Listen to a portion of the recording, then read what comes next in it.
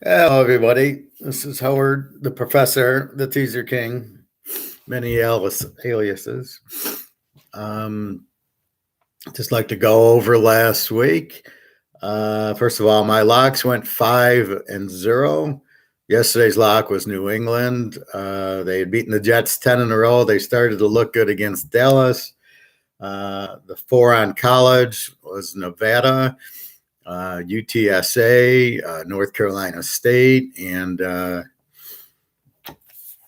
who was the fifth one?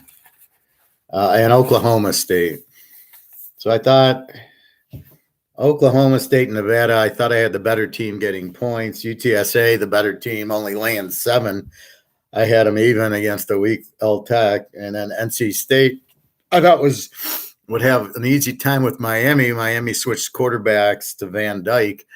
And I was watching the highlights of that game, and they looked pretty good. So here's first lesson learned is when you watch the games, the teams aren't acting the way they're supposed to. A good example is Louisiana Monroe and now Miami.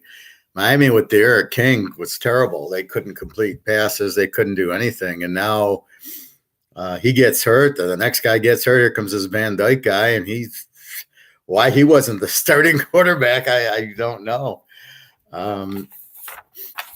So anyway, so that's what we learn. And in the pros, there's not a lot to learn, but we'll go through that. So let's go through the games. Denver, Cleveland, we know Cleveland's got all the injuries. Case Keenum looks fine. He won the Super Bowl, by the way. So I don't see any problem with Case Keenum leading Cleveland. Here's where you got to be careful. The injuries, Beckham and Landry both play injured, both get re-injured. So you can't really get a full game out of them. And Denver, their wide receivers are hurt, Judy and Hamler. And that's about what you get. You get an under game because of, you got weaker receivers. Bridgewater, I don't mind as a quarterback. He doesn't really kill you. But, their defense is their heart and soul. Cincy, Baltimore, we learned Cincinnati's pretty much an A team now. You can go into Baltimore. They didn't just beat them. They lit them up. 41 points. Now, does Baltimore have a weakness against the passing team? Well, they played KC.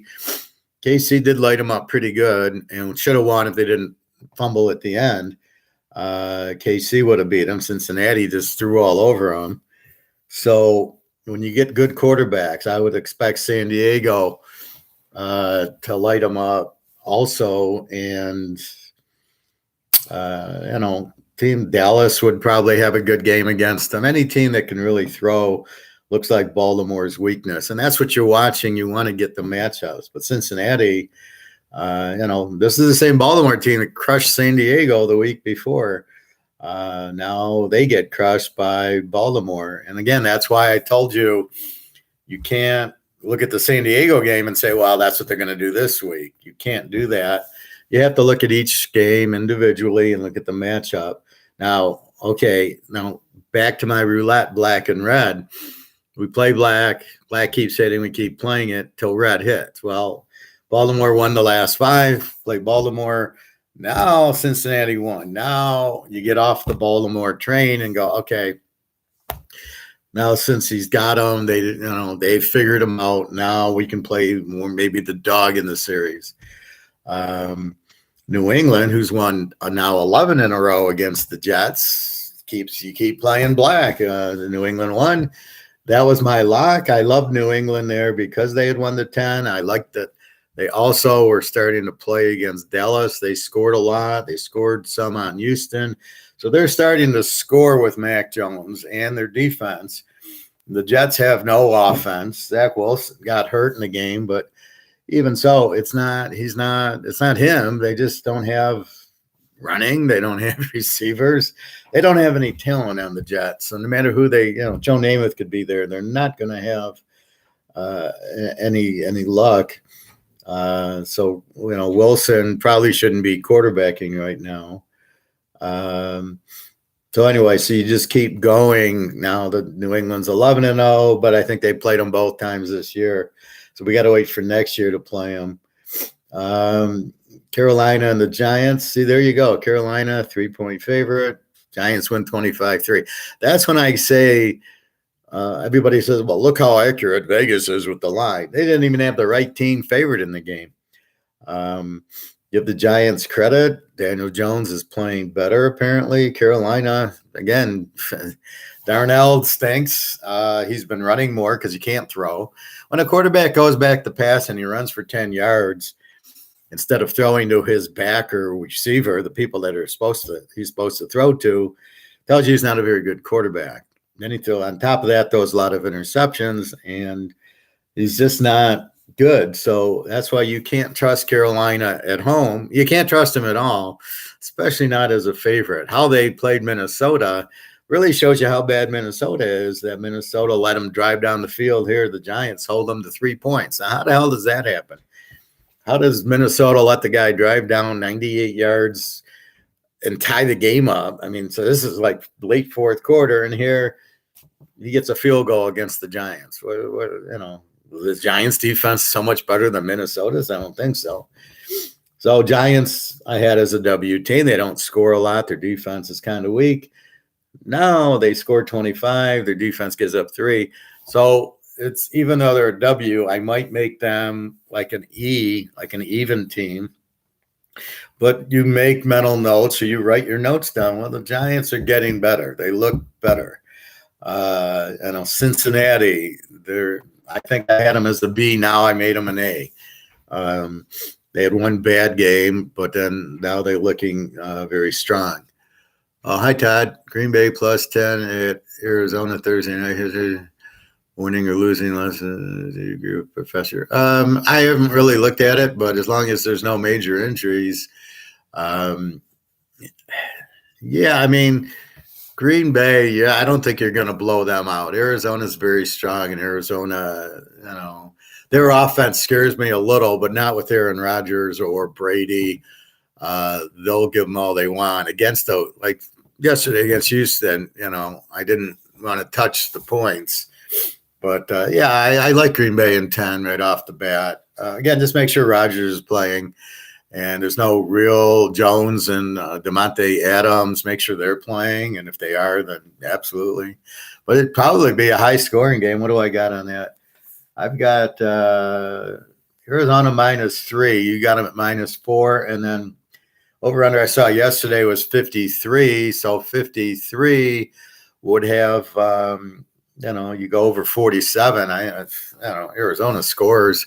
Neither team's got a great defense, and they got 2 great quarterbacks. I think that's a good play too. Told you Cincinnati would upset Ball. Yes, you did. You're absolutely right. Did you have any type of key to that? I didn't see Cincinnati beating them like that. I love Burrows and I love Chase, and I hope they get this Bote from LSU also. He's better. He's a better receiver than Chase is. This Pute. That's a good pick. I hope you made a lot of money on it. My lock was New England.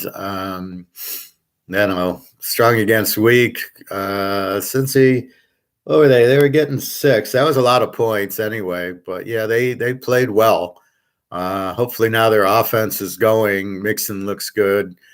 Perrine looks good. The other running back, Burrows, Chase, Baltimore. Just defensively, I was surprised they were that weak. I didn't see that coming. The way they handled San Diego, you wouldn't have expected them to.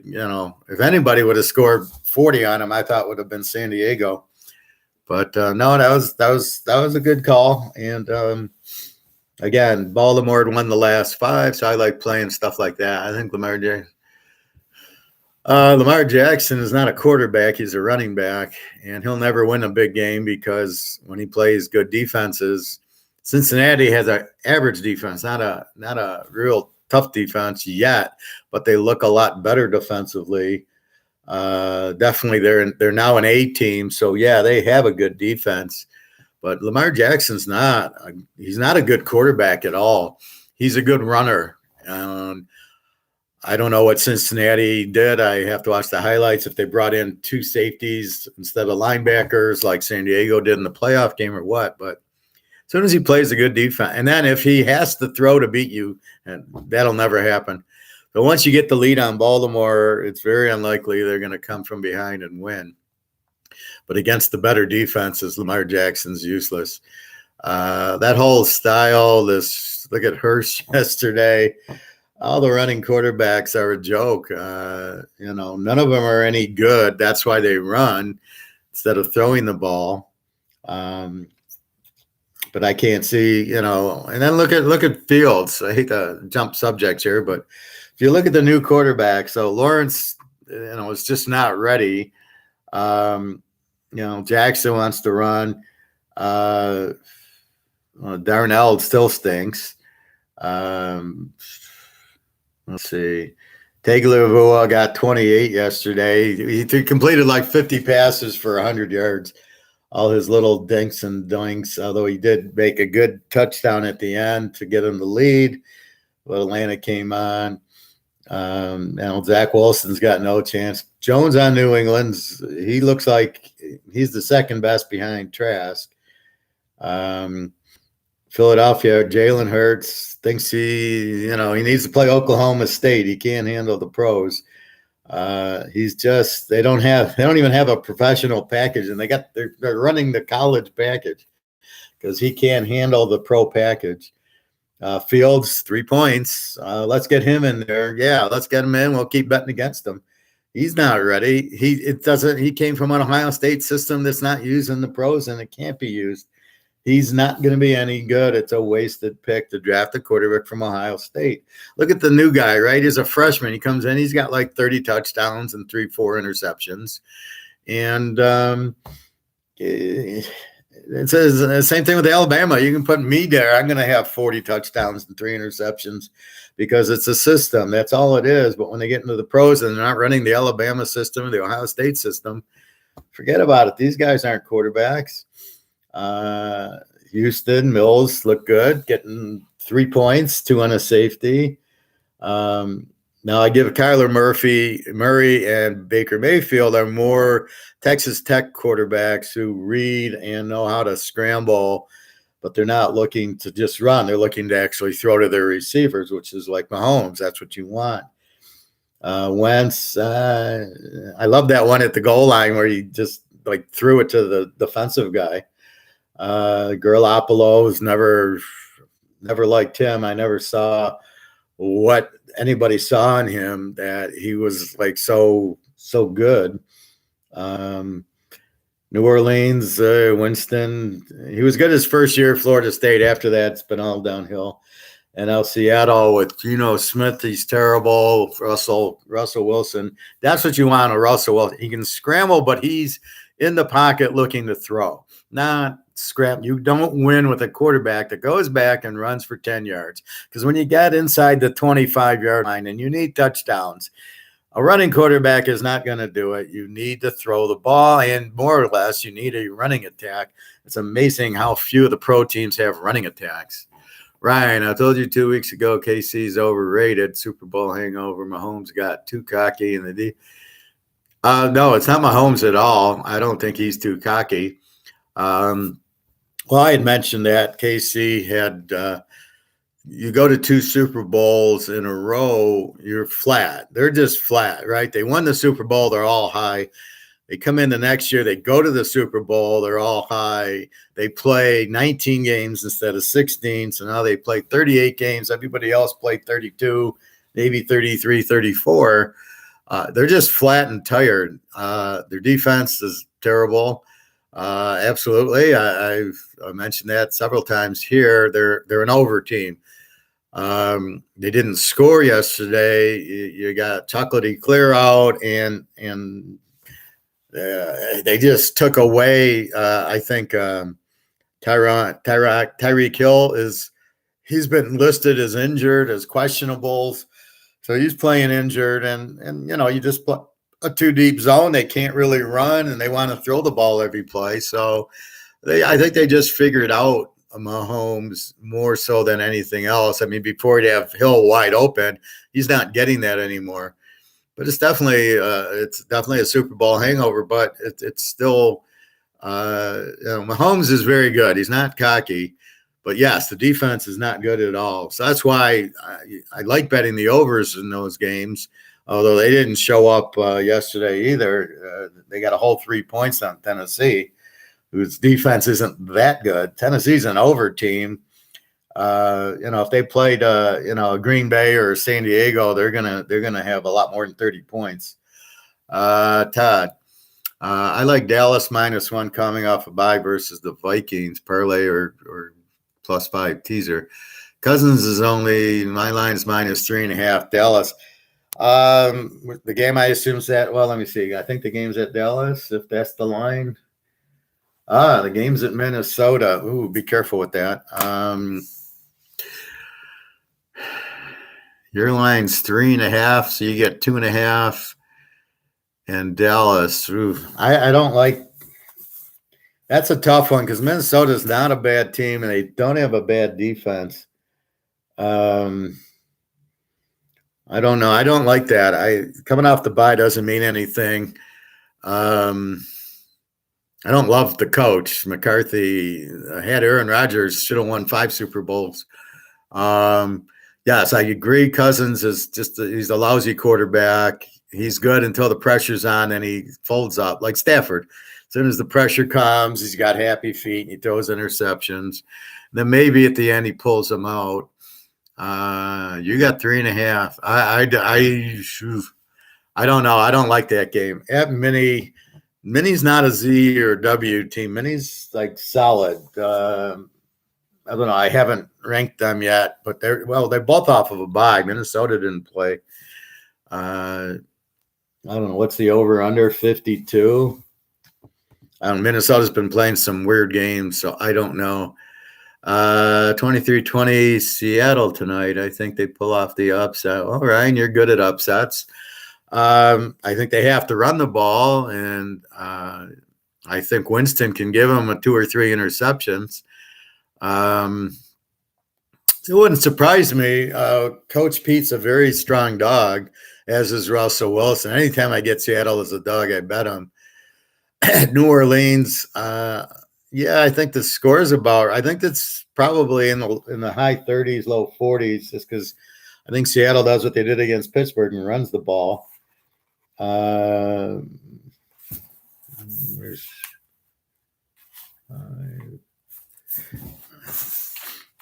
Here it is. I got New Orleans as a B and Seattle as an even. Over under 42.5. Hold on, guys.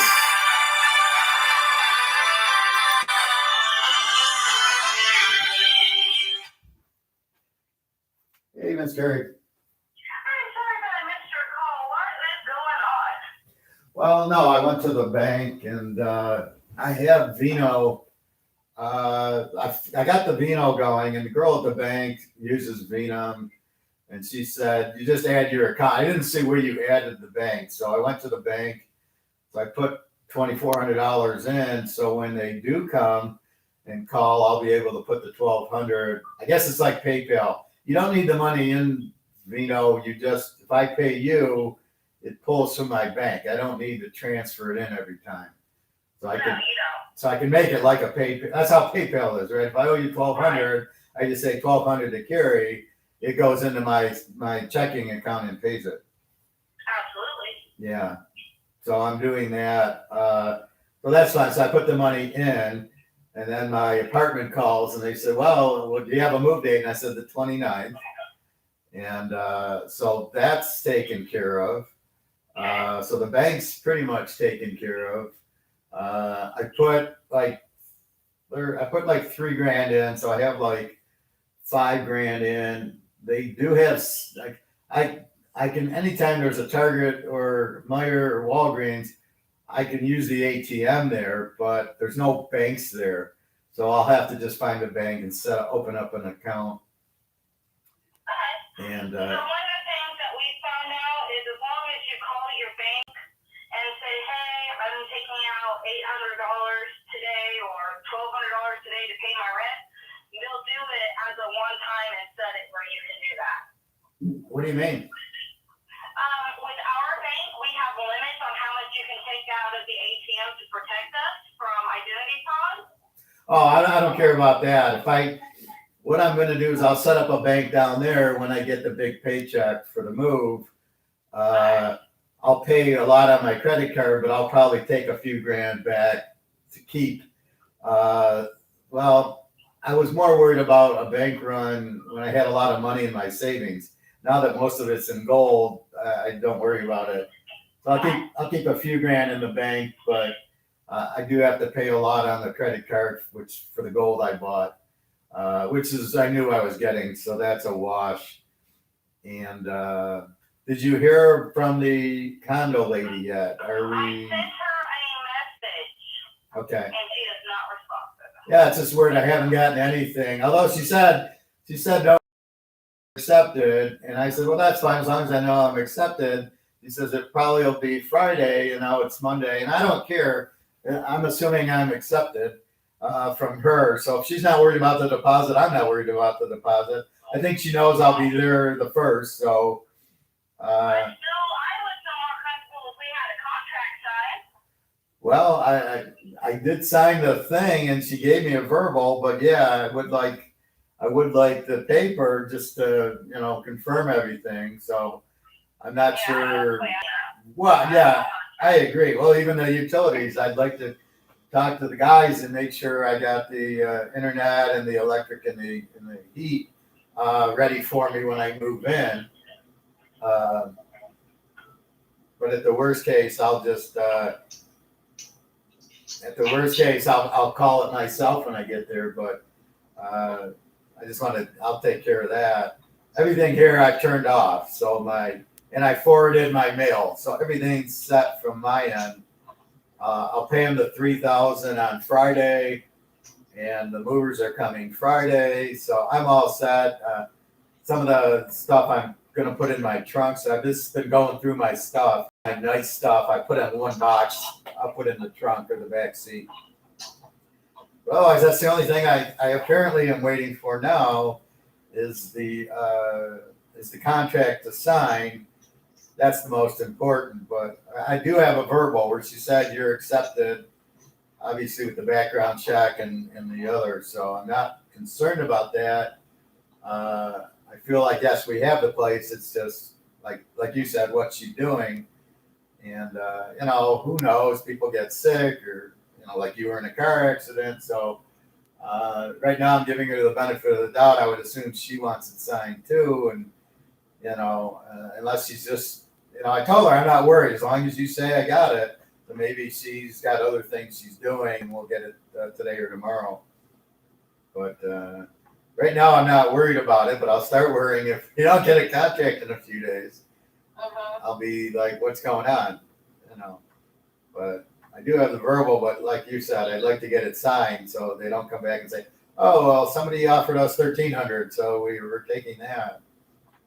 Plus, you don't want to lose the other one just in case. But I feel like we've got it. So she did the background check, or she did the credit check. I can see on my credit report. Anyway, so I'll leave that, and then I'm waiting for communication with the concierge. Have they called you? No, they haven't. That wasn't who was calling me. It was the home warranty people. Still waiting to hear back. Okay. Yeah, I got an email from that Mac guy to sign up for a thing, and I responded, decline. He's not professional. I need a new person who's going to be professional, because I don't mind that he didn't take the meeting. What I do mind is he didn't tell me he wasn't going to take the meeting. The professional move is I call you and say, I'm busy. I've got a meeting. I'll call you later. Not nothing. And then Joe Blow calls me out of the blue, starts asking for social security number and birthday, which if it's a scammer, I'm in deep trouble. And off I go. So that's my point. So that's the professional way. Is I can't, like you, I'm at the chiropractor, or I'll call you this afternoon. That's professional, man, not this. So I'm not real happy with that, where they are not and I've already reported them to our relocation department, they're not very happy either. So I'm shocked that this guy, if you take a concierge job, you know that's your job, is to take care of your customer. I mean, like at a hotel or anything like that. I mean, that's your job, is not to take another meeting. If you have a meeting that conflicts with another meeting, you got to cancel it. If the meeting was going over, but he could have sent you an email. He should have said, first of all, I agree with you. He should never have taken a second meeting. If he had me, he should have said, I have a 4:00 meeting. And I tried to tell you, like, hey, I've got a meeting coming up in 15 minutes. I hate to break this short, but. Well, I mean, anybody, but that's just, even at work, I mean, I have calendars. I have meetings with bosses and finance people. And if it conflicts, I say it conflicts. If I have two projects due at the same time, I will tell one of them, if you give me a I need a spreadsheet, and somebody else comes up and says, I need a spreadsheet. I said, I'm working on Carrie's. As soon as I'm done with that, I'll get to yours. I'm busy with hers. It'll take a half hour, and then I'll get on yours. You tell people up front what's going on. This guy, especially being a concierge, should have said, I have a meeting with Howard, or he should have said, look, I have something came up. Can Joe Diaz take my meeting with you? Instead of thinking it's not a big deal for Diaz to take it. I don't know who Diaz, I don't know who you are, man. You've got to, if you said, look, I'm going to have my friend Sue call you because I have to go somewhere, I have an important dinner to go to or important open house, but Sue's going to call you. Then when Sue called me, I go, oh, okay, yeah, Carrie told me. That's professional, but not just a blindside, especially when I haven't met yet. That's absolutely not good. So, yeah, so I want to work with somebody else, but I do want to get at least the utilities and everything up. But I agree with you. The first thing is we need the contract to sign so we can lock it in. I mean, I feel like it's locked in, but of course, you want that contract signed. But so anyway, so I gave a letter to my condo that I'm leaving the 29th. I thought I'd get a reduction in price, but I didn't. I thought it was like 45 days, and I owe 2 months penalty for leaving early, which is $11.75 a month, so it's about $2,300, and then the November rent I still have to pay. So I just thought by moving out earlier, I had that covered, but she said no, it's still $3,044. So I'll pay them with cash. So I'm all set cash wise. I'll be down pretty low, but I know I'm getting money the 26th. I hate that they're taking so long, but I'm not worried about getting it the 26th. Although I'm surprised I haven't heard from my boss yet with the congratulations or look forward to it. But maybe it's still a month. It's still 3 weeks away. I don't start till the 15th. Unbelievable. So it's been such a. I had my second interview September 3rd. So from September 3rd to November 15th. What a long process. It is. Ours are usually that way too. I don't mind. Well, if I didn't have the reloc, I would have started early. But knowing that I had to reloc, the guy gave me like a month to do the reloc, and then 2 weeks just to get comfortable in the house. So I think I'll be able to move in probably that first week, between the 1st and the 5th. I would imagine they'll move me in that week, I'm hoping. But I'm going to take some clothes like my toothbrush and, just a few oddball things. Obviously my laptop, my chargers and everything. And I was looking at taking my flat screen, but it's just too big. There's a little stand on it, and it could be very hard to walk to the car and then try to put it in the car by myself. It's just too hard. So if I have to, I'll just watch on my laptop, whatever. But yeah, so hopefully we'll hear from everybody today or by tomorrow, and we can have the utilities and internet turned on and the signed and the everything done. So, but But I was glad that they fixed the Venmo. It's funny. I talked to the gal at the bank. She says, "Well, I don't like Venmo," and I thought, "Well, what happened? What's wrong with it?" She said, "Well, I don't like their political things." I said, "Oh, well, as long as the site's working, that's fine." But I guess she said they give money to bad organizations, and I don't like that. And I said, I understand. Says I'm only using it because that's how they want rent paid is Venmo. But I'll still, if I can use PayPal, I would prefer to. But then I'm all set up with it. I mean, I don't know. We'll see. But I am set for Venmo. If that's how I need to pay rent, I'll pay it that way. That'll be the only thing I use it for is rent. That's pretty much all I use it for was for rent. Well, I'll use my debit card. And I asked her, I said, well, what if I keep zero balance? Is that okay? Is there penalty? She says, do you have a checking account? I says, yes. She said, well, then don't worry about it. Your checking account, there'll be no fee on it. Because I didn't want to start getting charged because I have a zero balance. Because the idea is I'll leave a few grand in it for now. And then as I start working, I'll have a bank. Well, I'll get a bank as soon as I get down there, but I'll have the direct deposits go to that bank. And then if I need cash, I start pulling out the cash. I don't want too much money in a bank because I'm afraid of bank runs. And I'm afraid that when I got 10 grand in there and I can't get it out. So I keep some in the house, and then the rest I go and buy gold and silver with. And I keep like a minimum of about 10 in the bank, but that's all I want in there. So as I get my paychecks, I don't spend as much as I make, so I keep it in there. So that's why I want it, but I don't want it here because I'm not going to drive up to Detroit every time I want to grab 5 grand to go buy gold or just get the money out of the bank. So I'll check banks there. So I'll have 2 at first, and then I'll slowly weed it out. Grocery store gas, I'll use this debit card until it's pretty much down. Okay, well that's usually what I recommend anyways. Let me hop off here. If I hear anything else from her, I will update you. Yeah. And as soon as I hear back from our concierge service, I will update you. I know I've got my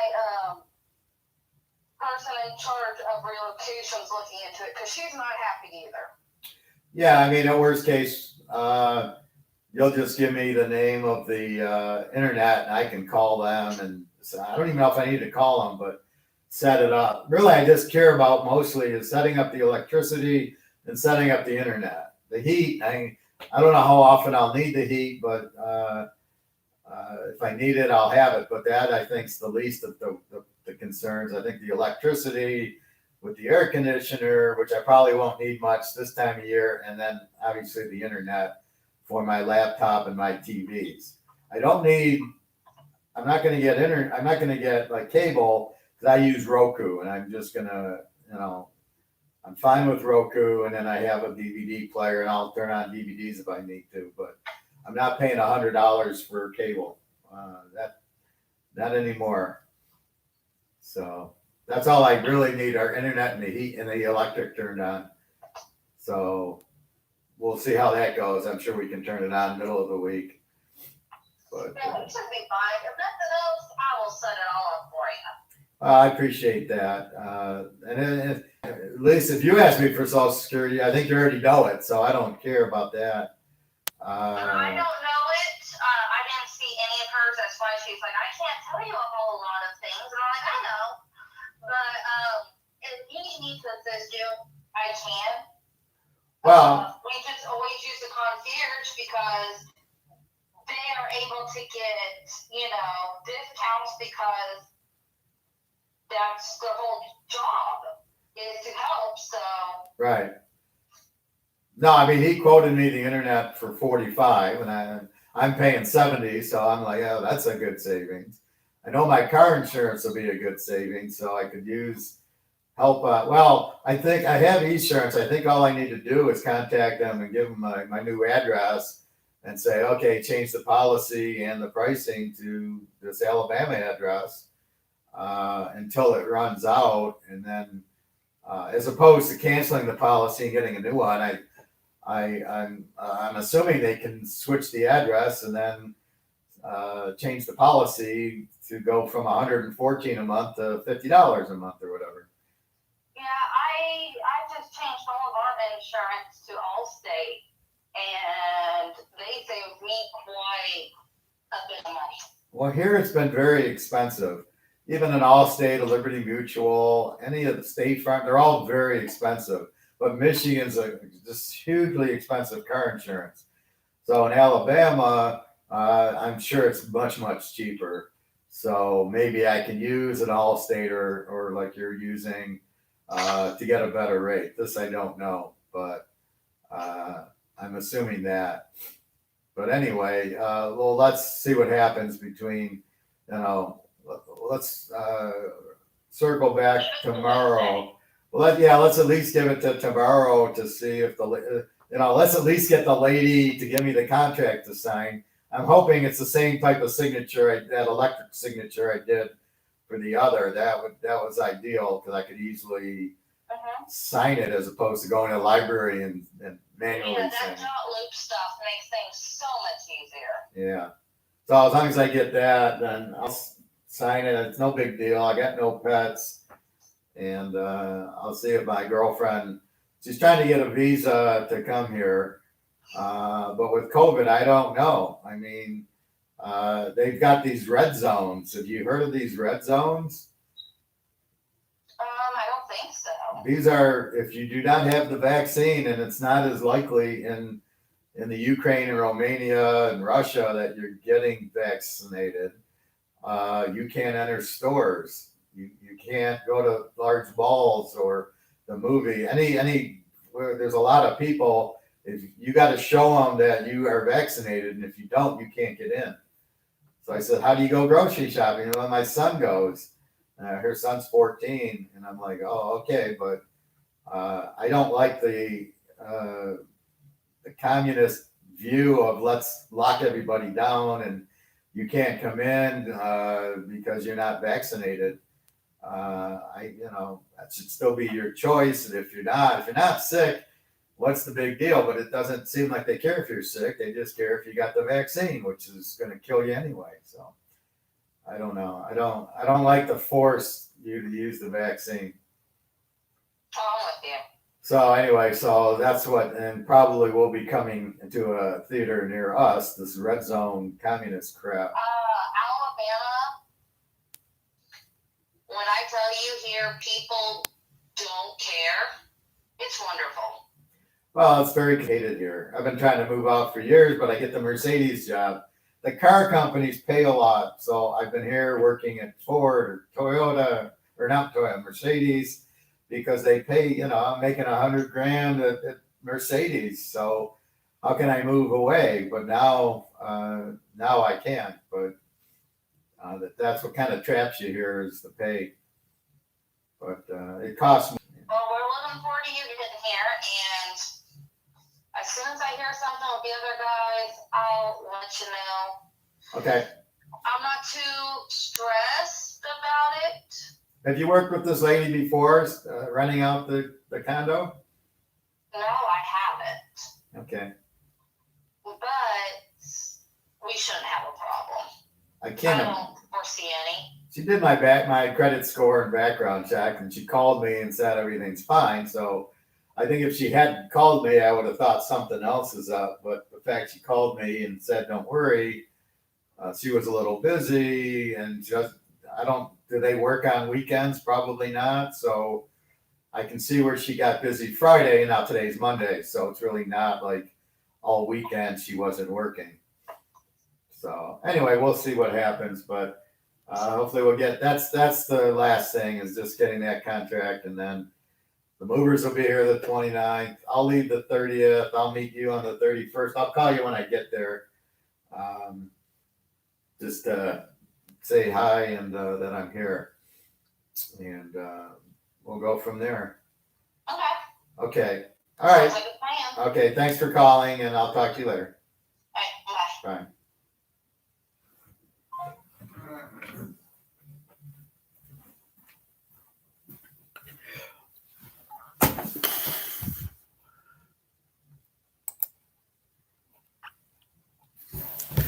Oh, hello. Sorry about that call. I am moving, and that was the realtor, so I had to take the call. Um, yep, I deeply apologize if people were waiting. Anyway, where were we? Let me start. So we were talking about the bad quarterbacks again, and these running quarterbacks and Fields, this Mills. So really, what I've learned the whole time is you bet against weak and you bet on strong. The Art of War. It's a very good book. Everybody should read it. It's a good thing about life. You do what you're good at, and you avoid what you're bad at. So anyway, so looking at yesterday, Detroit, LA. See, that's where they win by 9. Detroit onside kicks, does 2 fake punts. They're better up. They should just line up and do a fake punt every time. That play seems to work. The rest of their plays don't. And again, so LA wins 28-19. I had the over 44. I got lucky at the end. They kicked the field goal. And again, they win by 9. They don't cover. If you had it at 15.5, you're laying 9.5. They don't win by the 10. That's why I'm scared to lay, because LA was happy to win, happy to and they win by 9. They don't care. They're not trying to win by 30. Now in the other big games, we had Tampa 11.5 over the Bears and Fields. So you had Brady against Fields. That game, it was about right. And you got it under a touchdown. You could have played that one. And you can't be afraid of the Bears offense with Fields. He stinks. He's not ready. Again, these guys from Ohio State, Alabama, they're not used to it. Where Burrow, why I like Burrow is he played Alabama and Clemson and Ohio State, and he murdered them. He's playing against pros and murdering them. Where Tagliavua and Lawrence in the big games against Ohio State and Alabama didn't show up. Lawrence didn't show up against Ohio State either game. Didn't even complete 50% of his passes. That's why I don't really. That's why I'm like, oh no, he's not good. He's good against Virginia and North Carolina, but he's not good against Ohio State and LSU and Alabama. He's not going to be good in the pros, because guess what? They got pros. Mills stinks. Arizona 31-5. They kind of poured it on late. They win by 26. They're laying 9. Now, if you laid 20, you had 26 in a teaser. I saw it at 19.5. I just had no interest. Like I said, you can't play it over because you can't trust Houston to score. So if you don't trust Houston to score in a normal spread, if this was 9 or 10, that would have been a lock all over the place. But it's hard to lock a 19-point favorite. Frisco, Indy, easy. Indy, strong dog. Frisco, terrible favorite. Garoppolo is not very good. So that was an easy one. Tonight, I'm not comfortable with Geno Smith. I don't like Winston. A lot of turnovers. I took the game under. It's 42.5, 48.5. I think it's the only way to play the game is under. So that's the pros. Let me know if you have any pro thoughts. College. Man, did I murder college. 10-1 on Saturday. 4 for 4 on my locks, and I left the Oregon UCLA. I had Oregon in the points. I had Oregon State over, which should have been a lock, because I'm looking at Utah, and they're scoring 30, 40 points a game. I know Oregon's going to keep up. The over-under was 56. It was a joke. So over 50. I think it was early third quarter that went over. Oregon State puts up 42 on a decent Utah defense. So I mean, that was that was very easy. NC State, Miami again. They switch quarterbacks. They look a lot better than they were from that standpoint. So okay, now I thought Miami was terrible. Here's their third string quarterback. He's better than their starter. Why the hell weren't they playing this guy the whole time? Cincy Navy. Now that game, I watched that game. Since he looked terrible, they couldn't defense Navy. That's why they didn't get the ball a lot, because Navy was running it down their throat, which I was surprised, because I know at Ohio State, he coached against them and he shut them out pretty good. I'm surprised Cincinnati didn't drop and Alabama and Ohio State jump them. And that's what's going to happen if they do this shit again. That was my only loser, Cincinnati, Ohio State, 54-7. Why I didn't lock that game, I don't know. Clemson Pitt under 44. I had under 54, an easy winner. Clemson, the quarterback sucks. Why aren't they getting rid of this guy like Miami did? Miami goes to the third stringer, guy's a superstar, and Clemson's still hanging in with this guy. I think all the good Clemson quarterbacks transferred out. That's the problem. They draft a bunch of crybabies. So if they're not playing, they transfer. Instead of, no, we want you here. I mean, can you imagine leaving your job every time you didn't get a raise? I mean, it's insane. But anyway, so Clemson under is good. Georgia under is always good. Florida State murdered UMass, which I knew. I didn't play the game. I liked it. It was hard to trust Florida State, but they murdered them. That's what I'm expecting when I play against the Z team, is the team that just murder them. Memphis quarterback is out, Henneke, so UCF's quarterback starting to look a little better. So keep that in mind if you want to play Memphis. Middle Tennessee State against UConn, same thing like the Mass. An over team playing a Z team, and they killed them. And that's really, and the spread was only 15. You're laying 9. I mean, there's so many games. I had SMU against Tulane, again, an A over against an over, but it's an over A. It's like a team that scores a lot, but they're an A. SMU, 55-26. I mean, it was just a beautiful week. I laid away from Purdue, Wisconsin. It just, why fuck with that when there were so many other good ones to bet? A 43. I did like it under. Would have been 46. I would have won, but I didn't really want to play with it. Mississippi State, their quarterback played. They killed the Z Vanderbilt, lane 20.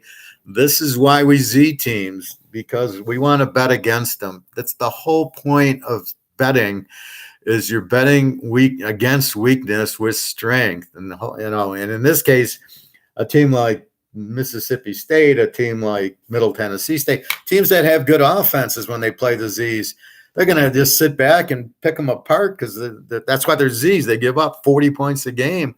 Their defense can't stop a high school team. So when we get a good quarterback who can throw and put up points, a la Mississippi State, Middle Tennessee State, that's what we want.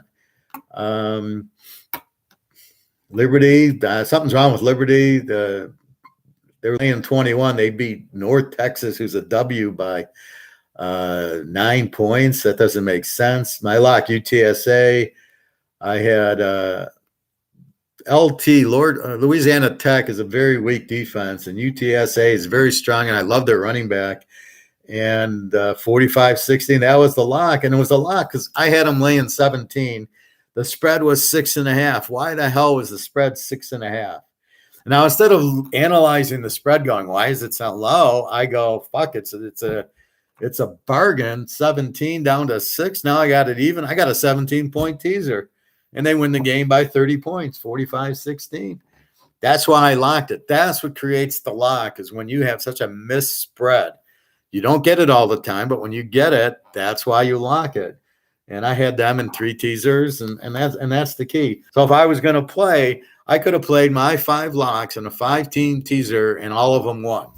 And all of them won quite easily, except for the North Carolina State one was a little bit of they kicked a late field goal, but I was getting 3 in the game.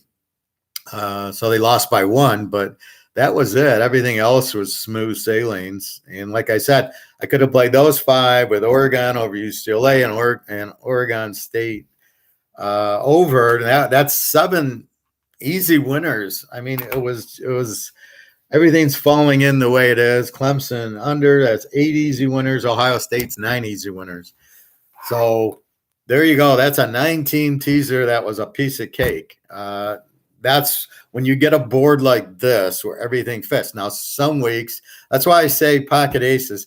Some weeks, some weeks are just, you can't find them, right?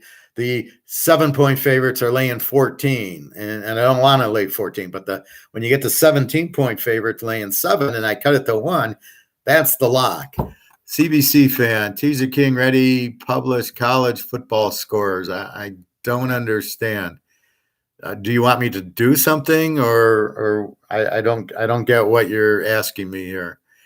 Ready to publish score. I don't publish scores. So please clarify what you're asking me there, CBC fan or CGC fan. So Denver, Fresno State, again, you had the A teams tease the dog, and they're a good team. That game was never, I think they were down 8. I was getting 9, and then they scored late and went for 2 and didn't get it. But, late in the game was fine. The Notre Dame game, I did say take Notre Dame, and then I hemmed and hawed it just because I had so many others. And but Notre Dame, I thought, would win.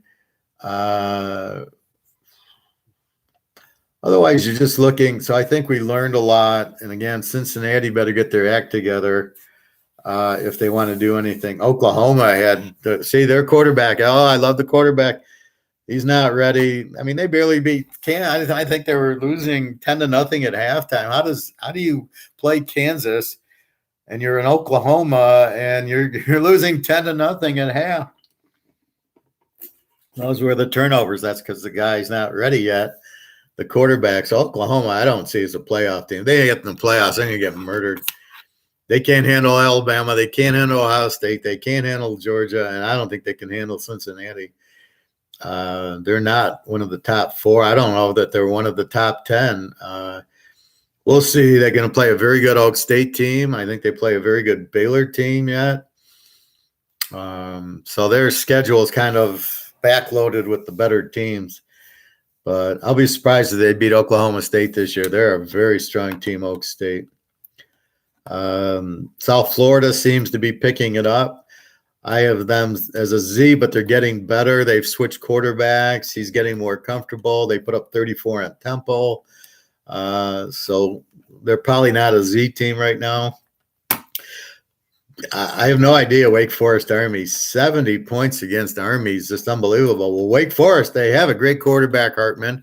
They've got they're a strong team. They're leading right now. They're leading the division in the ACC. So it looks like them against Pitt.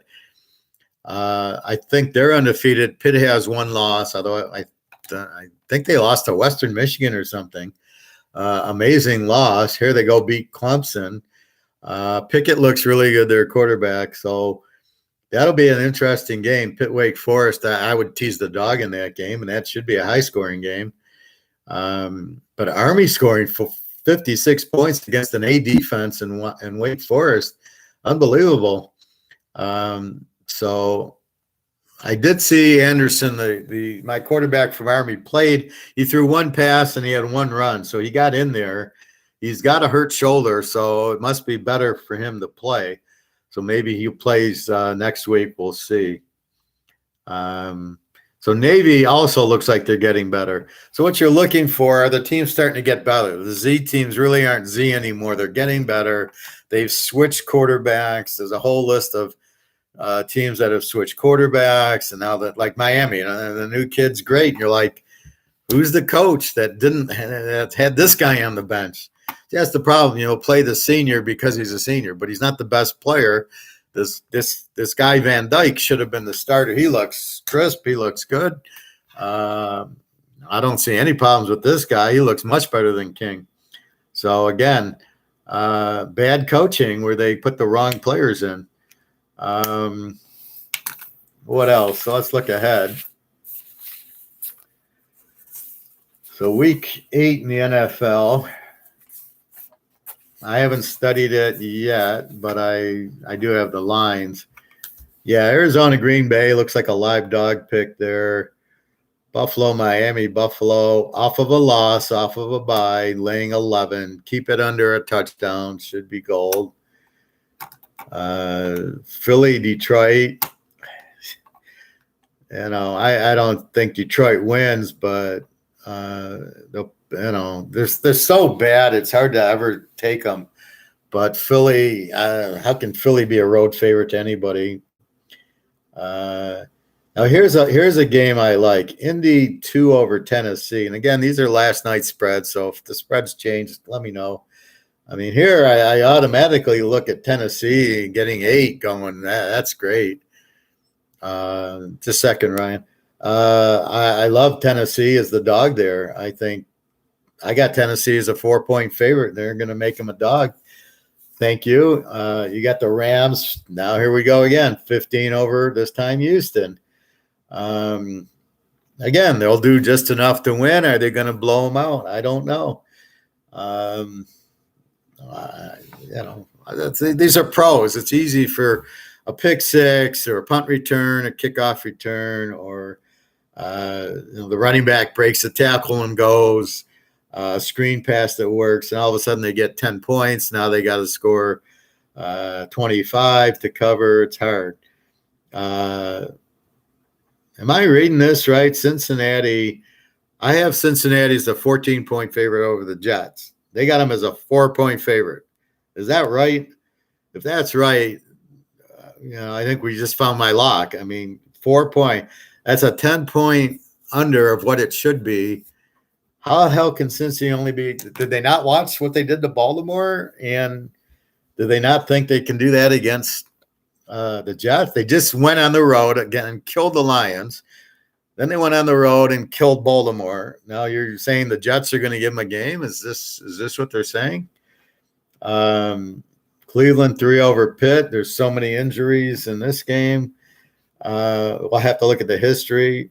Frisco, I got the Bears 3 over Frisco. They got Frisco favored. It's a Justin Fields line. It's probably an under because Fields isn't going to get you any points. Seattle 3.5 over woeful Jacksonville. Here I think Seattle wins.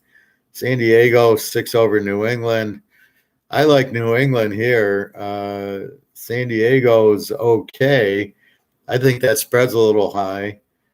Denver 4 over Washington. Both teams suck. Tampa 4 over New Orleans. You got to take 10. Dallas 2 over Mini. Now I know you liked Dallas. You said the line moved to 3.5. I would probably have a hard time taking Dallas at Mini. Mini's a good team. They got a good defense. It's not like they're Jacksonville or Chicago.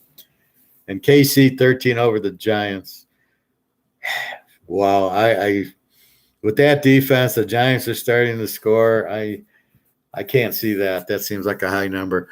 Michigan 27-17 over Michigan State. Well,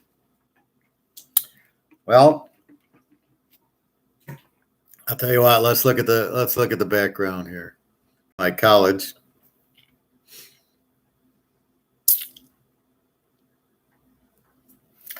What do I have the game at? Let's see. What is the Teaserking?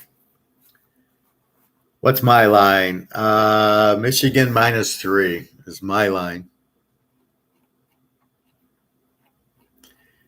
All right, let's see. Michigan scores 37 a game, gives up 14. Michigan State scores 34, gives up 18. So I would say this will be a low-scoring game. When you have two good defenses, it's usually low scoring, unless you have a team like Ohio State or Alabama where they have such strong offenses that it really doesn't matter. But in this case, neither team has played like Iowa or Penn State, Ohio State.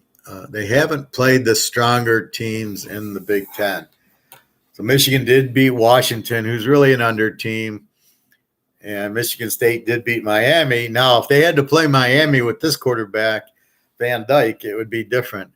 Michigan, McNamara, he throws for 190. They run for 250, 440 total. Michigan State throws for 250 now and runs for 2. They're much more balanced, 452. This game is dead even. Let's look at the quarterbacks, and I apologize. Please Wait a second. I have this Google Chromes, which I hate. Don't ever buy Google Chromes and get this docs and sheets crap. It wants to save the whole freaking file. So when I try to go from one tab to the other, my file's so big, it's all football stats, that it takes a minute. So please bear with me on that. That's why I hate switching back and forth. I mean, Michigan's probably, like I said, 3 or 4 points better. And the game's at Michigan State. My line is Michigan laying 4. What would my score be? I mean, I think 27-24, something in the 20s is my score. Come on.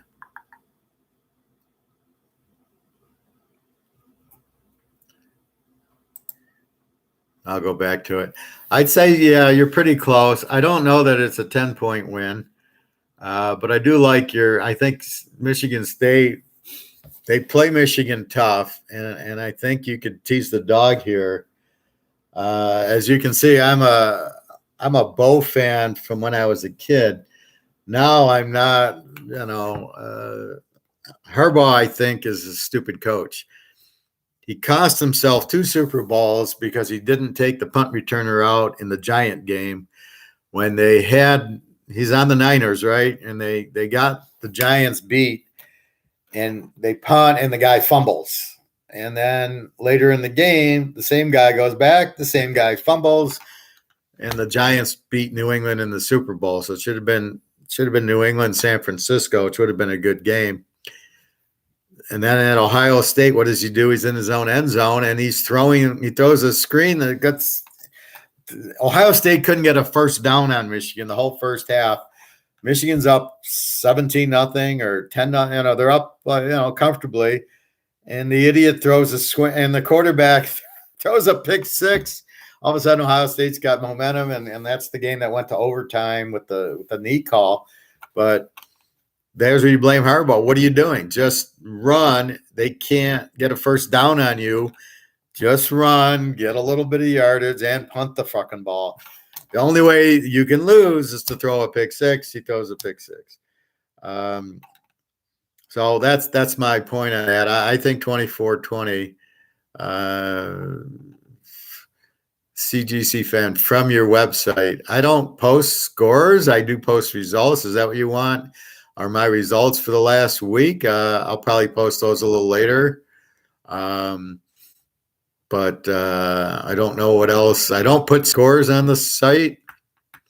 So I put my history up, which you can see. You can just listen to these videos. I just went through everything I picked. But I'll probably do it tonight. I usually like to wait till the week's over to post. So I post all my history on my site so you can see what I say here and what I actually do. And I'm, probably the only handicapper or the only professor that actually, here's how I did. Here's my wins and losses. Where everybody else will say just their wins, and they don't want to tell you about their losses because they're trying to sell you. I'm trying to teach you. So let's look at this week. See, here we got an interesting one. Navy plays Tulsa. They're both W teams, but Navy's been coming on strong lately. And I had Navy -4. They got Tulsa -10. Well, I like Navy in 16 there. I mean, Cincinnati couldn't beat them by 16. How the hell is Tulsa going to blow them out? I'm keeping one other stat, which is weak defenses. So if a team gives up 30 or more points, another note in my column. So I do this column sheet, right? So here's my sheet. So in my sheet now, I'm adding, here's my spread. Here's the real spread, and then I'll put weak defense. So in this game, I can tell this team has a weak defense. So if I got a strong offense at a good line, I'm going to bet against the weak defense. That's what I want. So the game I just showed you, South Florida is -3 is my line. East Carolina is 8.5-point favorite. South Florida has a weak defense. They're both over teams. So I'm noting that in my look. So So anyway, so back to Michigan State. I see 4 yesterday. I don't know what the line is, but definitely like I'll probably, if I can get more than 10, I will probably take Michigan State because they're very good. They're very balanced. They have a better quarterback. Coaching, I don't know this guy at all, this Michigan State coach. It's really, last year was COVID, he coached, but he never coached before. He's a defensive guy from Georgia. So if I get Michigan State with the Georgia defense, then I'll be impressed. But right now, I think it's a dog play. It could be over under 51. You could go under 57 maybe, just first blush. Now here, if I do see some odd things, I will bet it now. Like I said, that's what the sharps do. The sharps see the line. I see Utah laying 5 to UCLA. As the sharp, I'm going to take UCLA in 11 right now. I'm not going to wait because I think the line, if anything, is going to go down unless there's some injuries, which I'll have to look at. So if I see the quarterback of UCLA hurt, well, yeah, that's a different story. But if he's playing, if everybody's playing, I'm right away. I like UCLA in 11. I'm going to put the bet in now. I'm not going to wait for the line to go down to 3, and then I got to only get 9 when here I can get over 10. Another big mistake. Oregon State, I have 7 over Cal. They only have them as 1. That's crazy. So I'm looking for missed lines. My line is the real line of making the game even. The bookie's line makes the betting even. So when I can see a big discrepancy between what the differences in the team is versus the difference that they want to bet on, like here, Michigan State, they know there's going to be more betting on Michigan. Michigan's more popular than Michigan State. Bo, like Ohio State, like Alabama,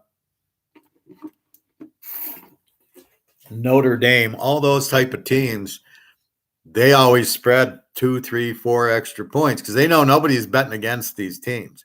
So therefore, they're implying the spread to offset the difference in the betting. Because if all the money goes on one team and that team wins, the bookie gets killed. So again, the bookie wants $1 million on one team and $1 million on Notre Dame, $1 million on USC. They win the juice. It used to be 11 to 10. They used to win 100,000. Now they're getting greedy, and let's say it's 12 to 10. I don't know. I mean, I'm doing 11 to 10, but if it's 12 to 10, then they make 120 grand for their million, and that's really what they want. So they're pushing a higher juice to get more money for them. That's all they care about. One thing I really hate is this FanDuel and all this bullshit. Please avoid those at all costs because those are just terrible. The odds on the sites are bad. If one of my guys, last week said he had that was his teaser yesterday. He won with it. What was the teaser he had? I think he had New England. I think he played Green Bay, New England, and he said he was laying 2.5 with both sides. And I said, well, Green Bay, I understand, was 8.5, but New England was a 7-point favorite, and he laid 2.5. I said, well, you should have laid 1. I've never seen an 8 the whole day. And so he could have lost. Fortunately, being the lock and they won by 50, it was nice, but he could have got screwed. They could have won by 2, and everybody wins laying 1, and he's laying 2.5. So be careful on your points. It should be, go to Vegas. I go to vegasinsiders.com. It lists all the books, and that's where I derive when I post on my site. If everything's 7, if I see a couple 7.5s and a 7, and I'm taking the favorite, I'll lay 1 because that's the best line I see. But you should be doing that too. Don't lay 2.5 if you should lay 1. Then you've got a bad app. So again, this is a business. You're there to win. You're not here just for a good time. We're here to try to win and make money. So therefore, you want the less juice, you want the best line, and that's what you should be doing. So be careful of that. Let's see, other key games. So keep an eye on the injuries. Keep an eye on the new quarterbacks. Like I said, Miami's quarterback, Van Dyke, looks very strong. And now Miami's not this W team. They're now better. Louisiana Monroe switches quarterbacks. They're not a Z team anymore. Now they're like an over team. They put up 600 yards of offense. But when you run it with their stats, they still look like a W or a Z. But when I make a little note next to the yards, I go 600 yards, even though it looks like 300 is their average. And then I go, they're really switch quarterbacks. They're an over. And I put a note in it too that they've switched quarterbacks. So I'll highlight. So I'll take the quarterback and then I'll highlight in the notes section. I go, switch quarterbacks to Montana. And so you can see they've switched quarterbacks and then they're doing much better. A lot of that happens in the smaller one, Louisiana Monroes, the Miamis, the Macs. The Sun Belts, they'll change quarterbacks, and all of a sudden the team's much better. And you're like, why didn't the guy start that quarterback? Let's see what other games are big games. I like Syracuse against BC. I think that spread's too low, 4.5. Syracuse is getting very, very strong. They played Clemson good, and they just came from behind to beat, I think it was Virginia. On Saturday, they were down and they scored 2 late touchdowns. Now here's a good game. Pitt is 11 against Miami. Over under is 62, and all of a sudden, Miami's not Miami anymore. Miami's pretty damn good. Will Pitt be flat after Clemson? Maybe. But I think they smell the playoff. They got to run out, and then they got to beat Wake Forest to win the ACC. And because they beat Clemson, but now Clemson's got 3 losses, doesn't look as good, even though we all know Clemson's still got an excellent defense. And, so I don't think they'll be flat, but I think with this kid from Miami, the Van Dyke, I can see it going way over because Miami's defense is weak, but, Pitt doesn't, they're an A team, but their defense it's not going to stop this kid from Miami. I'll tell you, he looks very, very strong.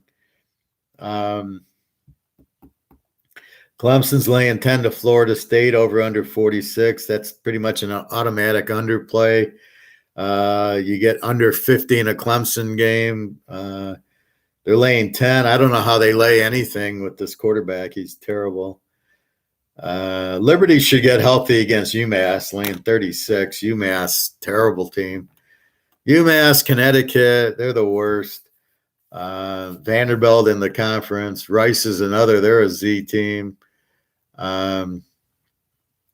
Let's see. So I talked about UCLA. Arizona State, 15 over Washington State. That spread's extremely high. Like I said, unless the Washington State quarterback got injured, that's a huge overspread. I got Arizona State laying 6. They're laying 15. Is ridiculous. Way too high. Oregon State, I love. Should be laying 7s, laying 1. Let's see. Oregon, Colorado. Colorado's a good defense, no offense. I had 14. They're laying 26. Way too much for Oregon to lay in this game. You got to be kidding. Oak State 31 over Kansas. There you go. They're playing the Z team, laying 31. Oak State off of a loss, needs the game for the playoff.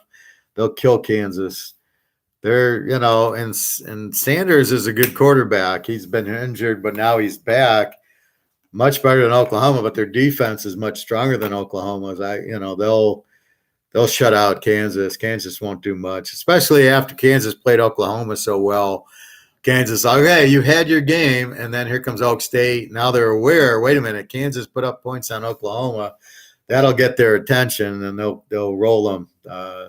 They'll win by 50. Purdue and Nebraska. What do you do with Nebraska? Oh, my God. I have no idea. Purdue, which team shows up? Purdue's more of an under. Nebraska, all over the place.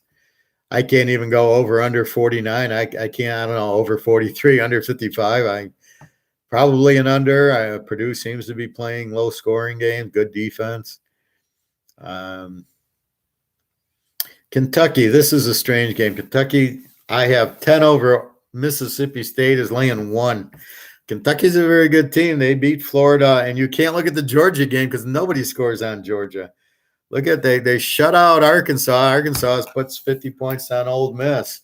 So it's Georgia. Is their defense that strong? So here's Kentucky only laying 1, and they're far better than Mississippi State. So I think that spread's way too low. Ohio State. This one I don't know. Ohio State's laying 10. Now that's my spread. They're laying 17. And I said, if Clifford played last week, I was scared. But here, I don't know how healthy Clifford is. This is a team that scored it took them 9 overtimes to score 20 points on Illinois, who's got a good defense. They're an under. But Ohio State, the way they're playing offense and they're at home, all you got to do is win by 11. I was hoping for 10 where I could go 4. That's a lock. 17 to 11 is not a lock, but Penn State, they don't. Clifford's hurt. He might play hurt, but he's still hurt. Man, I don't see Ohio State letting up. Good game, Houston, SMU, tease the dog. I have Houston -3. The spread's -1. These are both A teams in that conference. SMU's undefeated. They got to play Cincinnati, and that'll be for the championship. Unless Houston knocks them off, then Houston will play Cincinnati. Texas, Baylor. I got Baylor laying 7. They're laying 2. I love Baylor, as you know, that they're an A team. They got a great offense, very well balanced. Texas is an over team. Their defense is weak. Baylor should run up and down the field on them. Texas is okay. They can score, but this spread's a joke. Here's where the line is skewed by the popularity, right? If you just look at Texas, Baylor, everybody's going to bet Texas. They're all Texas people. Who's Baylor? But when you look at the real world, Baylor laying 2 you get Baylor in 4 against Texas at home, and Texas can't stop the wind. See, because Texas has such a bad defense, it makes the Oklahoma quarterback who comes in the third quarter when everybody's tired look better than he is, right? He lights it up against Texas, who has a weak defense to start with. Oh, wow, this guy's great. He's the next, Hurts and Kyler Murray, da-da-da-da-da. Then they play Kansas, and he can't even light it up against Kansas. Shows you that how bad Texas's defense really is. So a lot of what we do here, you got to read a lot between the lines, and you got to read a lot of the stats. So who you did it again, like Nebraska beat Lehigh 62-0. You've got to ignore that. You got to look at how they did against Michigan, Michigan State to really get a full flavor. So you need that really good team. And then how did Pitt play against Clemson? They put up 27 on that defense. Makes me feel extremely comfortable against Miami that this game's going to 80. Because if you can put 27 up on Clemson, and I think they missed a few field goals, you're going to put up 50 on Miami. Their quarterback's outstanding. Pickett, they score a lot. They have a good defense, but again, they lost to Western Michigan. I think put up 40. Tennessee put up 30 on them.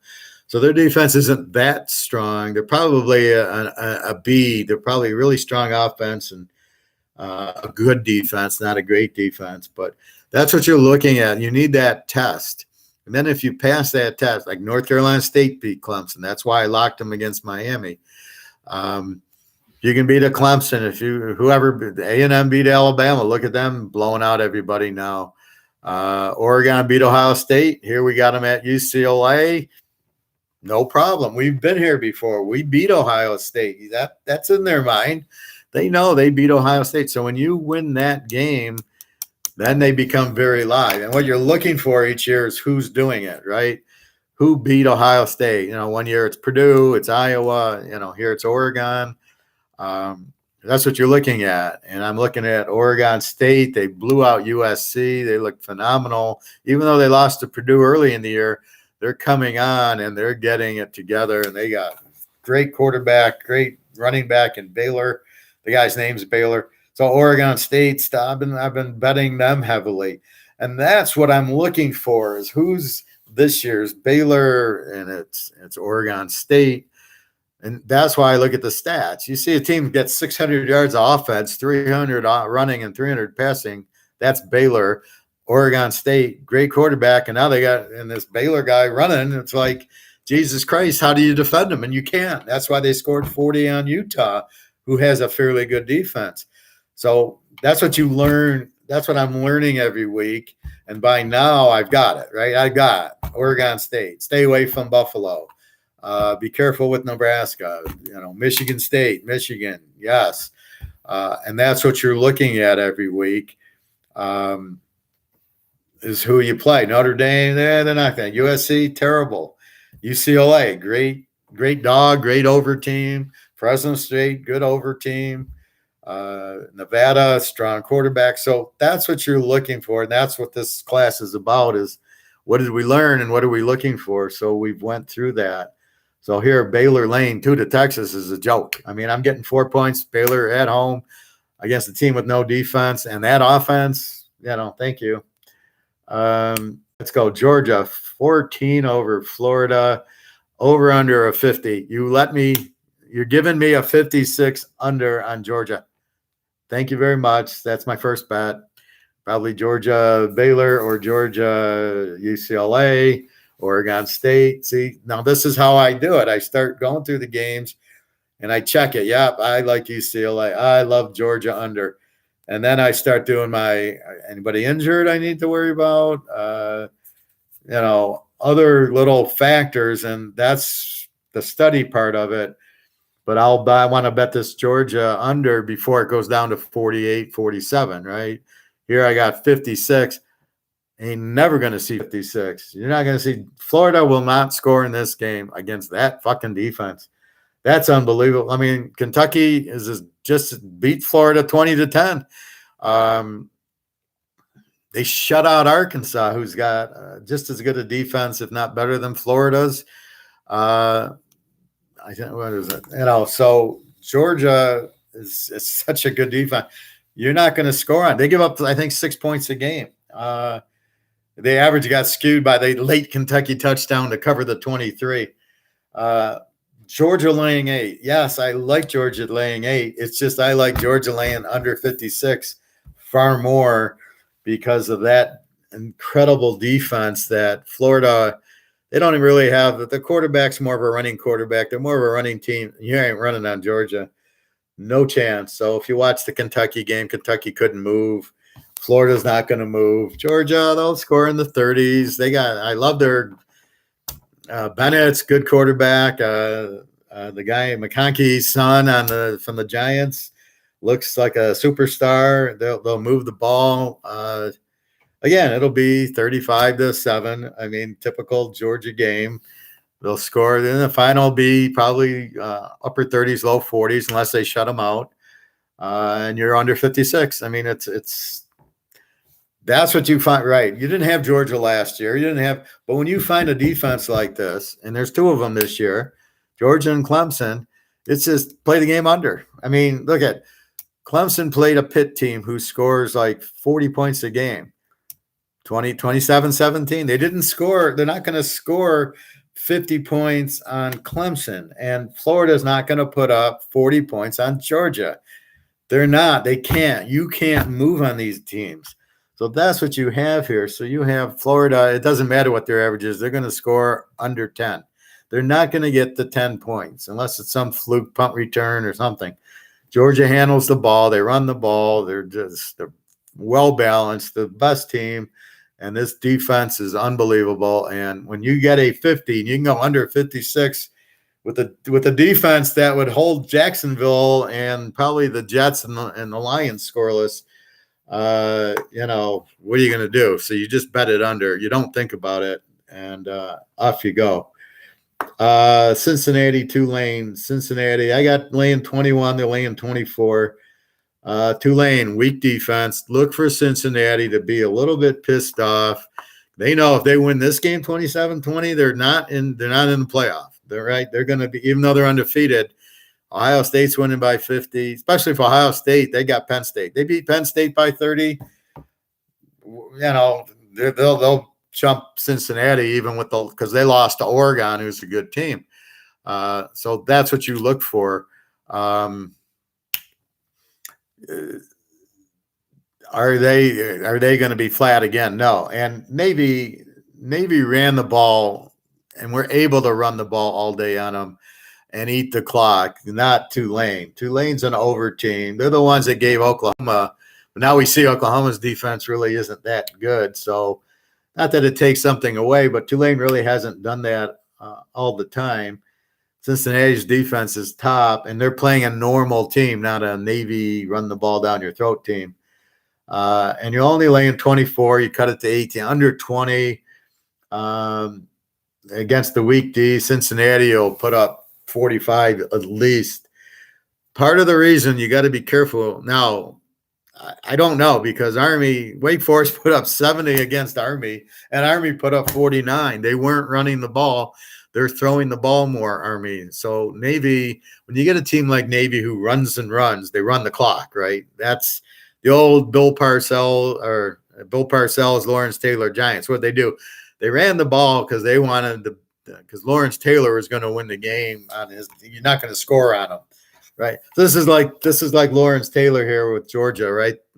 The Giants were ever laying 50, you go under 56 because nobody's going to score on Lawrence Taylor, and that's what you have with Georgia, and that's what you got to be careful with these running teams, Georgia Southern, Navy. They're going to eat the clock, so you're not going to get a lot of possessions. You're not going to get a high score. I didn't know Navy was going to score 20. It was 27-10 Cincinnati. So really, you just needed one more score, and that was midway in the third quarter. They just didn't score anymore. Navy just ran it. But in this game, Tulane won't do that. They don't have the running to do it. And Cincinnati then can put pressure. See, in a normal game, Cincinnati can pressure like they did against Notre Dame, cause turnovers and sacks. When you play Navy, you can't really do that because they're not going back to pass, and you can blitz and pick six, and you can strip sack and everything. You can't do that. Navy's just running the ball. It's a handoff, it's a pitch, run. So you've got to be very careful. So that's why you can't get the normal defense. They'll get the normal defense. They'll put the pressure on. They'll get the blitz, the strip sacks, the pick sixes that you don't get against the Navy. So you get the easy scores. So look for Cincinnati to be really kind of in a revengeful mood, not from Tulane, but the fact that if they win this game by 7, they're not in the playoff. App State, Louisiana Monroe. This is probably the biggest misspread I've ever seen. I have App State laying 10 because I'm looking at Louisiana Monroe putting up 600 yards offense last week and 40 points against South Alabama. App State played Coastal Carolina last week 30-27. So it was a 57. Here you have App State playing a team with just as good of an offense, but it's a hidden offense because it's just started to pick up with the new quarterback. I have App State minus 10, the spread minus 27. Are you fucking kidding me? Because they're looking at Louisiana. Here's the problem with Vegas, okay? They look at the stats. The stats of the first 4 or 5 games with Louisiana Monroe shows them as a Z team, but they beat Liberty and they killed South Alabama with 600 yards. They beat Liberty, right? But they're not looking at the last 2 games. Teaserking looks at the last 2 games. That's my job. But they're not. So they made this spread 27 is the biggest joke I've ever seen in my life. Yes, Louisiana Monroe has a weak defense, but they got a hell of an offense now. Again, you put up 600 on a South Alabama, which isn't a great team, but still they're good. You're gonna score on App State, I guarantee it. App State is an A team, but not a great. They don't have a Georgia Clemson defense, not like they've had before. And Louisiana Monroe is a weak defense. App State will score a lot on it, but you got 33 points in Louisiana Monroe with the switched quarterback. I got to seriously think about locking that one because that is way out of whack. That spread, maybe 14, 17 points, but 27 points. And it's because App State beat Coastal Carolina. Granted, they beat them 30-27, but I feel they'll be a little flat here because they're going to look at Louisiana Monroe and, it's them, but they beat fucking Liberty, okay? Keep that in mind. They have a quality win against Liberty, and they're lighting it up now. So this is a change. A couple of years ago in the bowls, I locked a bowl game.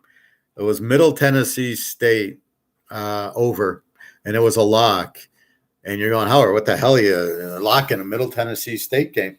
Because their quarterback was the coach's son was injured, and he missed 4, 5, 6 weeks of the season. But here comes the bowl game.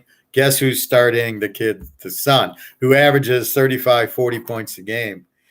He's in, but the over-under is still in like the low 50s because they're looking at the stats of the whole year, not the stats of the kid. The over-under's there. It was like a 75-point game. It was a lock over, and it won probably by the third quarter. And that's what Vegas misses, but I don't, is that type of stuff where they're, so I'll show you. So this week, South Alabama, which I have as a B team, is 10-point favorite over Arkansas State. Okay? Louisiana Monroe just beat them 41-31, a B team, and they beat an A team, Liberty. Okay? So in the last two against good defenses, Louisiana Monroe, 600 yards, 40 points a game. This is my point. So they're doing it against good teams. And here comes App State because they beat Coastal Carolina by 3 late. Here comes the 27-point favorite. This is absolutely the biggest overspread I've ever seen. Again, I've got them favored by 10 because I'm looking at the last 2 weeks of Louisiana Monroe, not the Z team, Louisiana.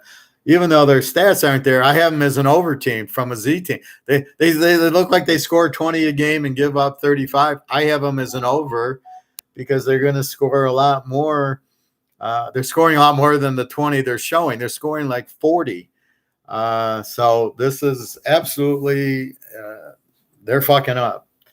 Let's see. Western Kentucky, Charlotte, Western Kentucky, very big over team. They put up a lot of points. Charlotte's an E team. Over under 73. That's a whole lot there. Good game here. Boise 2 over Colorado State. Colorado State's an under team. Boise's a B. Probably an under. Notre Dame 3.5 over North Car. Notre Dame, I don't know. I have Notre Dame by 10. North Carolina's been choking a lot. Notre Dame at home. I think that's a bad spread.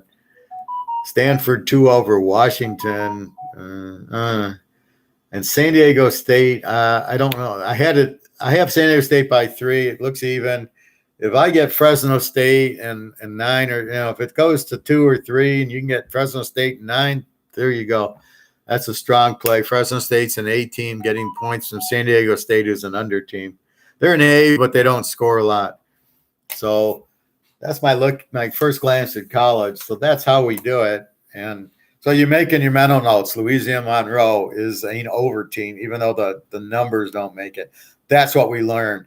And that's why I look at all the box scores and I look at the highlights because you see what's like Miami. I didn't watch the game against North Carolina State, but I saw the final and I go, I had 2.5 points and North Carolina State because they had beaten Clemson. I go, they beat Clemson. They'll beat Miami. Miami's terrible.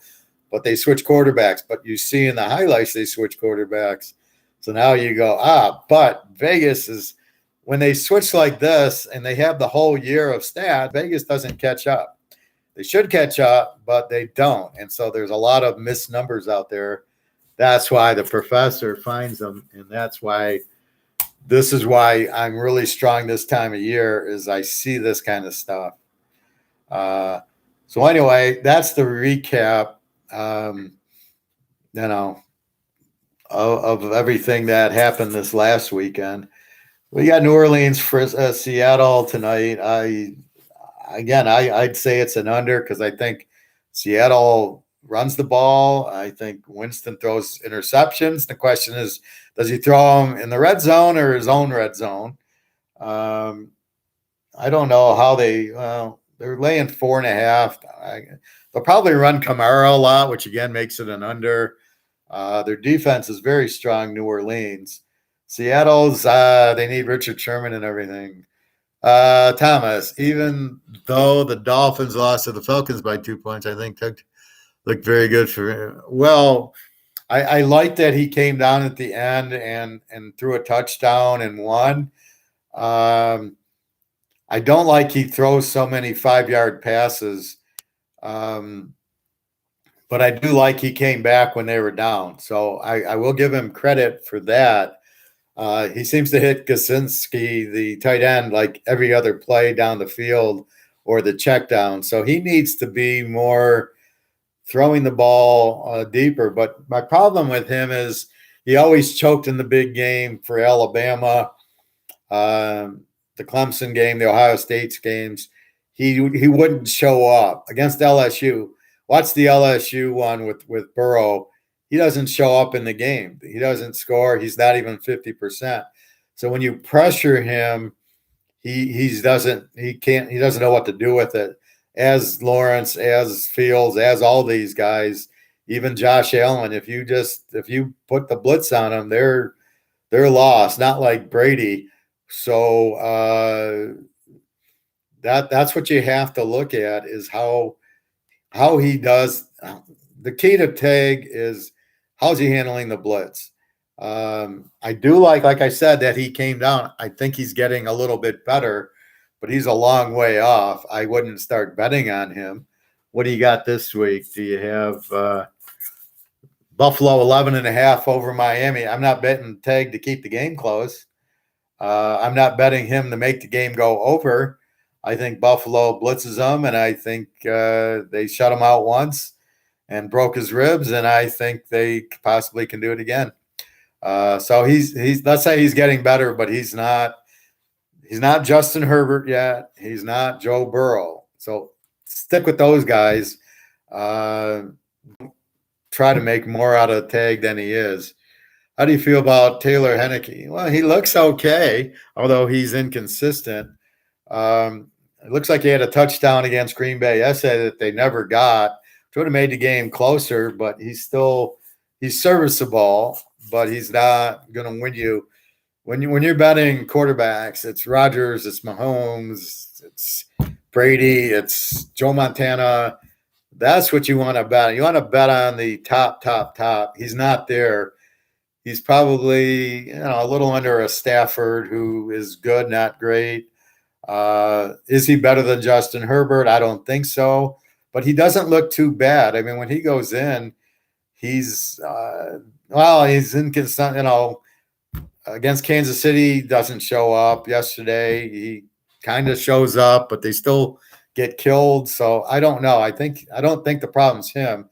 Usually, you need a running attack, and these quarterbacks want to run the ball too much, and they don't trust the running backs. So when you get a good running attack to go with it, then he'll be a better quarterback.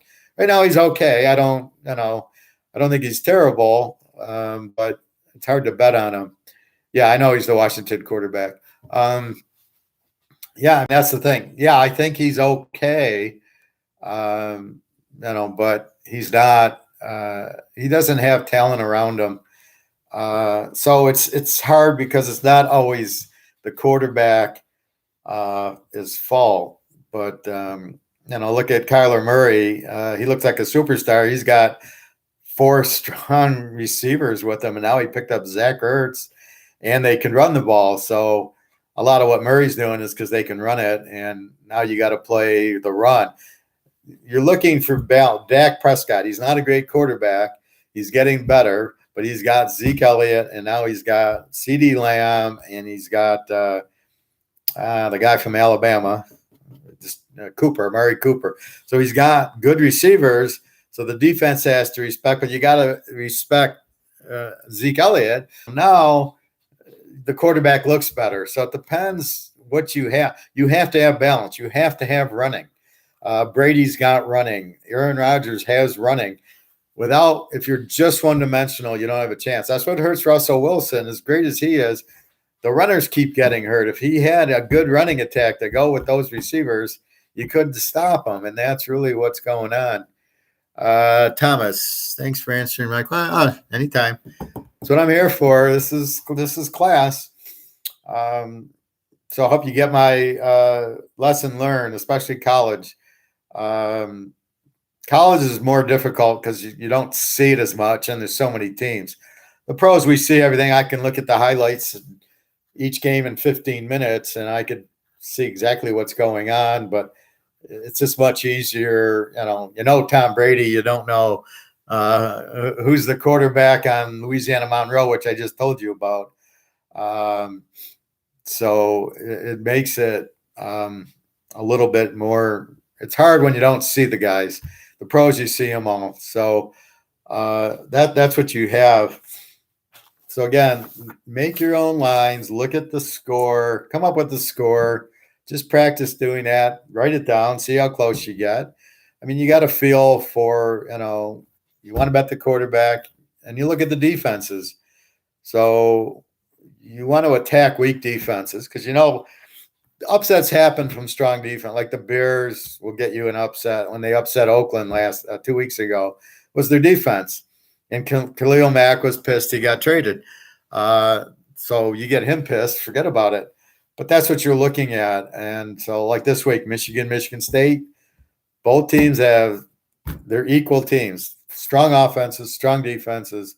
State's got a better quarterback. If this game's even, you take the points. You just take the dog. That's where you got to get emotion out of it. I'm a Michigan guy.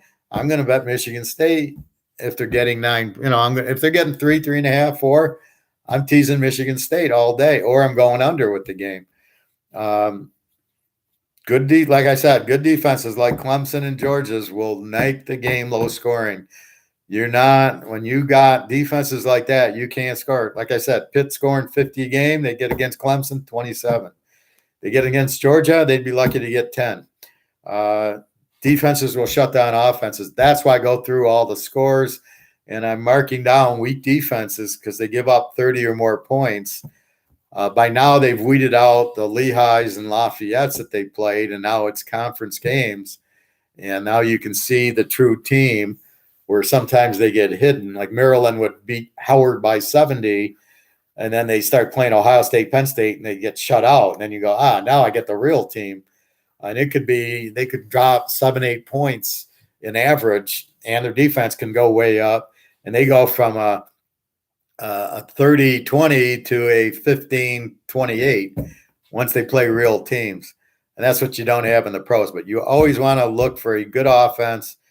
That's why I bet Green Bay yesterday. You had Aaron Rodgers against this Washington defense. That's not very good. There's a bet. New England against the Jets. New England, good defense. Mac Jones is playing better, and they own the Jets. That's why it was a lock. And that's basically what you're looking for. When the game's going on, are they going to be able to move, and are they going to be able to stop the other team? And the only way you know it is looking at the history or looking at the team. You want the good defenses with the quarterback, like Georgia. They're an 18 because they got a good quarterback and good offense and a great defense. And so they have both. Clemson just is a good defensive team with no quarterback. And then you have teams over teams like Oregon State, really good offense, decent defense, or UCLA, really good offense, not so much good defense, not one of these under 20 defenses. So that's the lesson learned. That's what you're hunting for. Now we've got enough stats. That's why early in the year it's very hard, because they change every year, right? The NFL has the draft and the free agent. College has this transfer portal where there's new guys. Look at Michigan State. They sucked last year. The transfer portal comes in. They got a whole new team on transfer portal. So, but that's what you're looking at is this year's team. And they beat Nebraska, good quality win. And they beat Miami, which is, if they beat this Miami team with Van Dyke, I would give them more credit because this guy's a real stud quarterback. But that's also what you find is the Van Dyke comes in, and now I'm betting them. So with that said, I think we've covered everything. If anybody has any other things, let me know. CGC fan, I will be posting it on Teaserking, and I'll let you know what the locks are when I post them. Probably in a day or two. I like to study and look at the lines and get these bad lines and everything. Okay, everybody. Well, thank you, and good luck this coming week. Again, I'll probably do college Wednesday, pro Thursday, and we'll go from there. Okay, good luck, and have a great week, everybody. Thank you very much for coming to class. www.teaserking.com. That's where you'll see the history. You'll see you can buy the picks or whatever you want to do. Okay, thank you very much.